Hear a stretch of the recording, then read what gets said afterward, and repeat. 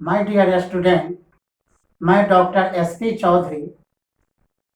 आपको LLB part 1 paper 2 constitutional law of India के chapter supreme court अर्थात सर्वोच्च न्यायालय के संदर्भ में डिस्कस करने जा रहा हूं, जिसे आप लोग शांति से सुनेंगे और समझेंगे। तो इसके पहले सर्वोच्च न्यायालय के बैकग्राउंड हिस्ट्री के संदर्भ में दो शब्द बताना चाहता हूं। जैसा कि आप जानते हैं कि भारतीय संविधान के अंतर्गत केंद्र तथा राज्यों के बीच शक्तियों का विभाजन है, जो लिखित दस्तावेज अर्थात विभिन्न उपबंधों के द्वारा की गई है, जिसकी व्याख्या राज्य अथवा केंद्र की सरकारें अपने अपने पक्ष में समय समय पर व्याख्या करने का प्रयास करते हैं। अतः इस संवैधानिक शक्ति विभाजन को अविवादित रखने के लिए भारतीय संविधान के अंतर्गत एक न्यायपालिका अर्थात निष्पक्ष न्यायपालिका की आवश्यकता महसूस की गई, जिसके माध्यम से संविधान के उपबंधों का सही व्याख्या किया जा सके और राज्य तथा केंद्र के सरकारों के बीच यदि कुछ विवाद आए उसको निष्पक्षता से निपटारा किया जा सके। तो यहाँ केंद्रीय न्यायपालिका के अंतर्गत सर्वोच्च न्यायालय को यह कार्य सौंपा गया, जो संविधान के उपबंधों की व्याख्या के संबंध में अंतिम निर्णय देने का अधिकार रखे। अर्थात सर्वोच्च न्यायालय भारतीय संविधान के अंतर्गत एक एपेक्स कोर्ट के रूप में स्थापित की गई। दूसरे शब्दों में हम कह सकते हैं कि हम जानते हैं कि संविधान लागू होने के पूर्व भारत में एक फेडरल न्यायालय था, संघीय न्यायालय था। इसकी स्थापना भारतीय सरकार अधिनियम Indian council act, Indian government act 1935 के अधीन हुआ था, जिसे समाप्त कर दिया गया और उसके स्थान पर एक उच्चतम न्यायालय स्थापित किया गया। ऐसे अंग्रेजी शासन काल में भी सर्वोच्च न्यायालय कार्य करता था, लेकिन वह स्वतंत्रता पूर्वक क्षेत्राधिकार को नहीं रखता था, अर्थात उसके ऊपर लंदन स्थित अपीलीय कोर्ट था। लेकिन स्वतंत्रता के पश्चात भारत में 28 जनवरी 1950 को एक स्वतंत्र सर्वोच्च न्यायालय की स्थापना किया गया, जो अपने आप में व्यापक एवं सर्वोच्च था। इसके संदर्भ में कहना सत्य होगा कि यह न्यायालय विस्तार के दृष्टिकोण से राष्ट्रमंडल के किसी भी न्यायालय के राष्ट्रमंडल के देश के किसी भी न्यायालय से यह व्यापक स्थान रखता है, अर्थात विस्तृत स्थान रखता है। अब आगे जब बैकग्राउंड हिस्ट्री जानने के पश्चात अब हमें सर्वोच्च न्यायालय को दो भागों में बांटते हैं। पहला भाग उसके गठन से संबंधित है और दूसरा भाग उसके क्षेत्राधिकार से संबंधित है। तो सबसे पहले कि सुप्रीम कोर्ट का ऑर्गेनाइजेशन अर्थात संगठन कैसे होनी चाहिए। तो इसके विषय में भी भारतीय संविधान के अनुच्छेद 124 के अंतर्गत भारत में एक उच्च न्यायालय की स्थापना हो, यह प्रावधान किया गया, जिसमें एक मुख्य न्यायाधीश तथा 7 अन्य न्यायाधीश प्रारंभ में था, लेकिन समय समय पर इसमें वृद्धि होते गया, अर्थात संसद के द्वारा, क्योंकि अनुच्छेद 124 के तहत यह प्रावधान किया गया था कि संसद विधि बनाकर निश्चित संख्या को विहित करेगी। इसी क्रम में 1960 में, 1976-77 में, 1986 में इसकी संख्या क्रम बाय क्रम बढ़ते गया और एट लास्ट 2009 अधिनियम, जो 2008 अधिनियम है, उससे पास कराकर 2009 में भारतीय सर्वोच्च न्यायालय में कुल न्यायाधीशों की संख्या 31 किया गया, अर्थात एक मुख्य न्यायाधीश और 3 अन्य न्यायाधीश। इसको आप दूसरे शब्दों में भी समझ सकते हैं कि article 124 first provides that there shall be a supreme court of India consisting of a Chief Justice of India and until Parliament prescribed a larger number of not more than 7 judges, it means Chief Justice and 7 other judges. On duration of time to time, Parliament passed amendment acts. The number has been further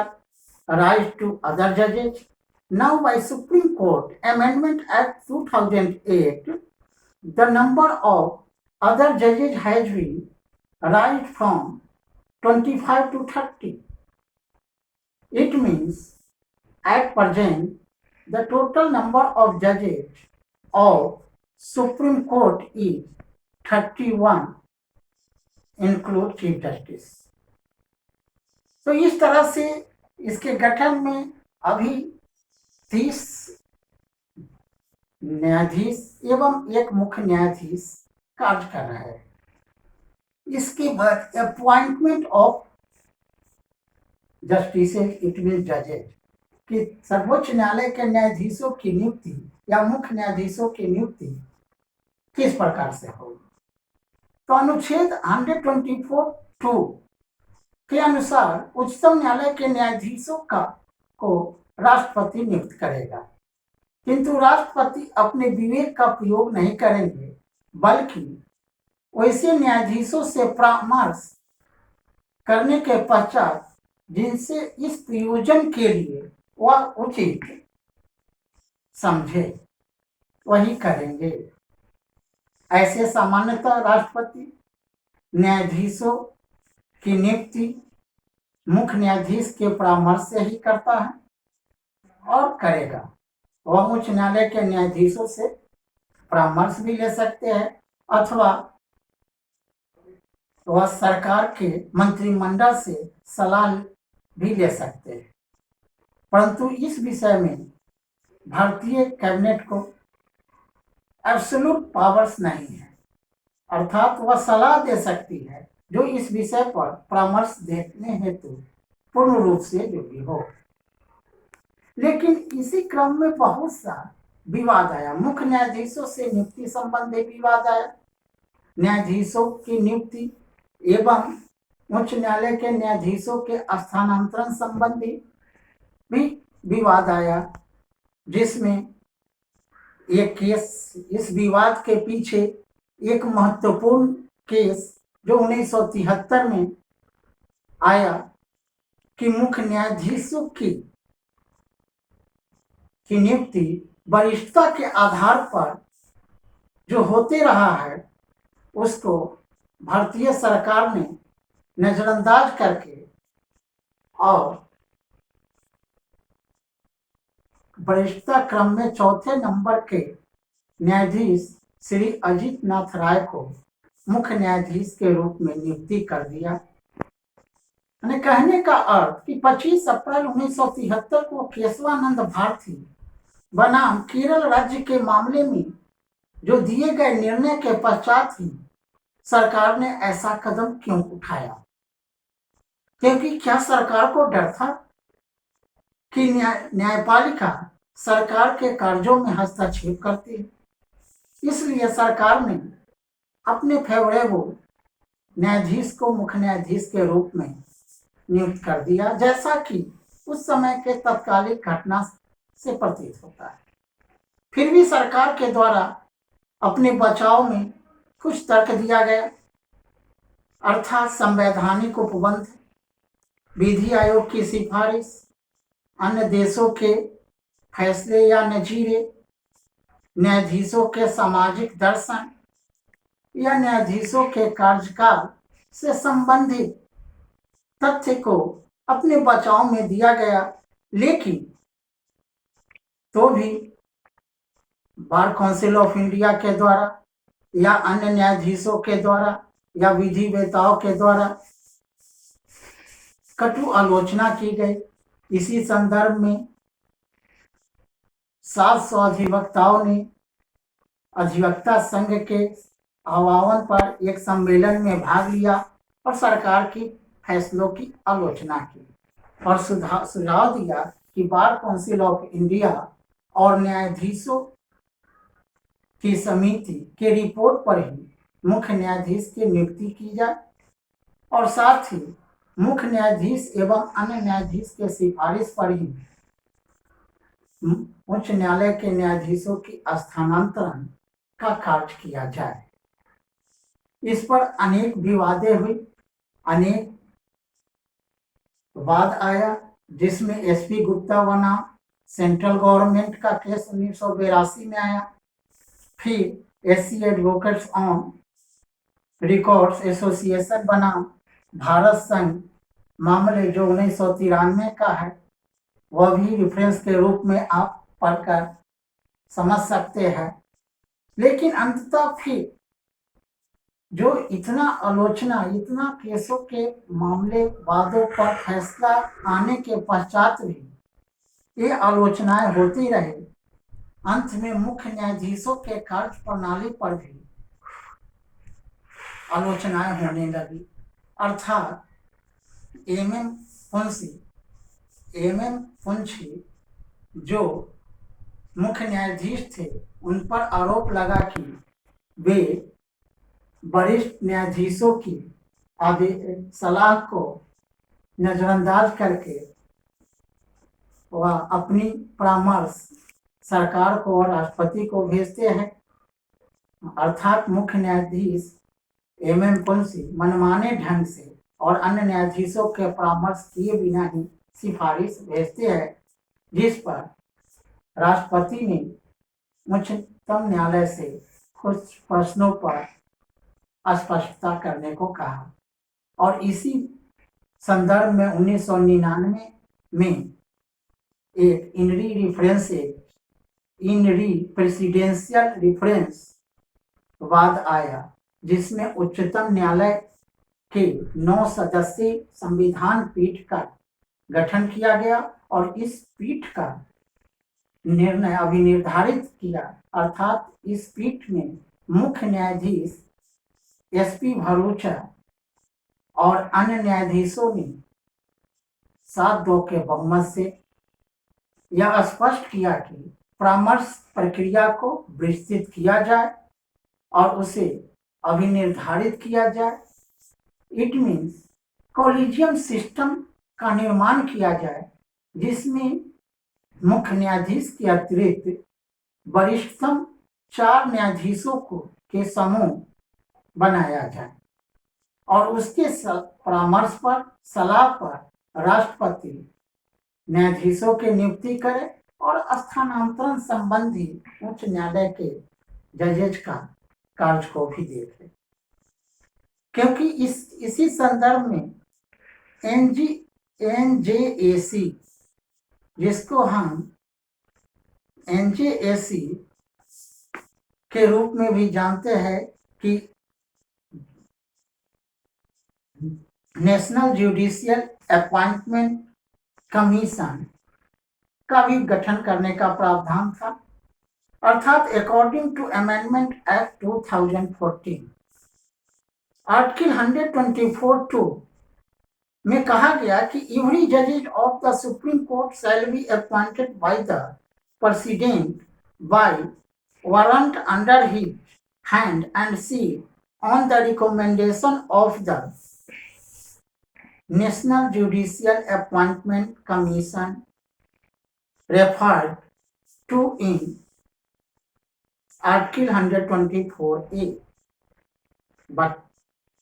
in Supreme Court, लेकिन सर्वोच्च न्यायालय में advocates on record association versus union of India का वाद जो 2015 में आया, उसमें स्पष्ट किया गया कि supreme courts order declared constitutional amendment act 2014 and NJAC national judicial appointment act 2014 unconstitutional and wide. माने इसे जो NJAC और उसके पहले के जितने भी फैसले थे सर्वोच्च न्यायालय के द्वारा, उसे असंवैधानिक और शून्य माना गया and restored the collegium system for appointment of जजेस टू द हायर जुडिशियरी। माने यहाँ पर ये कहने का है कि जैसे स्पेशल रेफरेंसेज में 1999 के कुछ फैसले को भी देखा गया और कॉलेजियम सिस्टम का निर्माण किया गया और इसमें जो जजेस के द्वारा ओपिनियन आया, it means the opinion of judiciary that the chief justice of India should form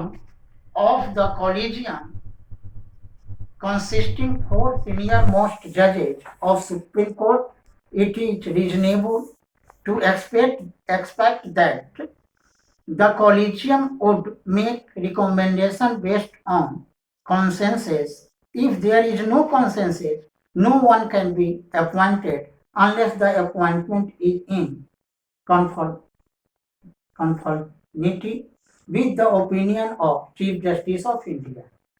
If the Chief Justice of India is in minority, appointment cannot make, and if 2 judges of the collegium oppose, the Chief Justice of India would not press for appointment. यानी कहने का अर्थ है कि 4 वरिष्ठतम न्यायाधीशों में यदि 2 वरिष्ठ न्यायाधीशों के द्वारा यदि परामर्श में मुख्य न्यायाधीश के सलाह के विपरीत यदि सलाह देते हैं तो मुख्य न्यायाधीश